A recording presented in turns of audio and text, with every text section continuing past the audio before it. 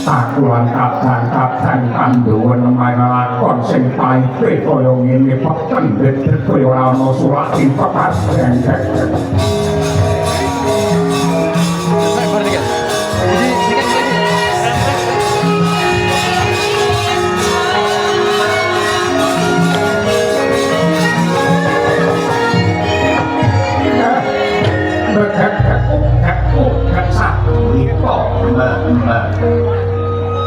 Nuwun sewu Gus. Ndara Kedhiwi Hatmala.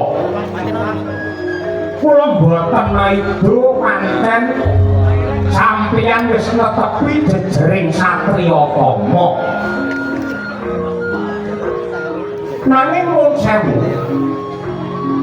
Manungsa niku yen uripe saya kandel panembahe lan saya becik kang dadi pakartine yektine malah saya gedhe cobane.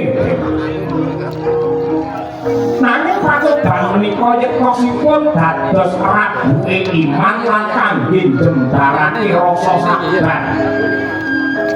Kejawi saking menika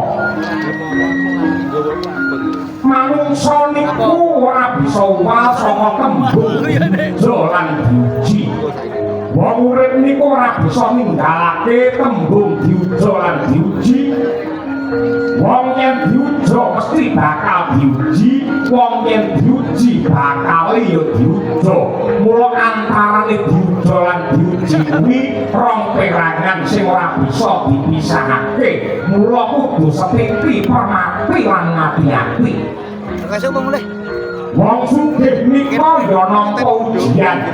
Wong sugih cobane dadi wong sakah, wong pangkat ujiane dadi wong murka.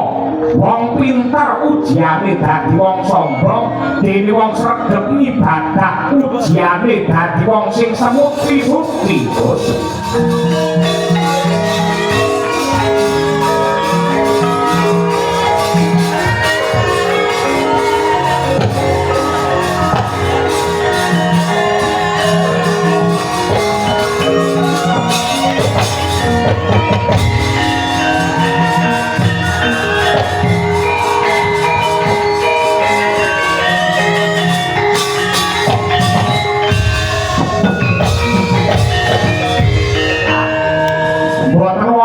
Ginanipun sampeyan ndhekuni lakon ing sampun langkah.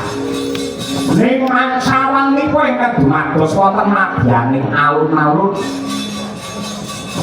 ingkang raka nenggih pun jaga bilawa tetambingan kaliyan Raden Rajamala. Wonten bab ingkang ganjil, wonten bab ingkang boten tinemu ing nalar. Saben-saben Rajamala mati cinemplungake wonten madyaning Sendang Watari bali murid melih ngoten marambah makate-kate. Yen sampeyan ora makati sampeyan ora tumandang bakale sampeyan mengko getun kedung tembe mrene yen nganti Sang Jaka Bilawa mati.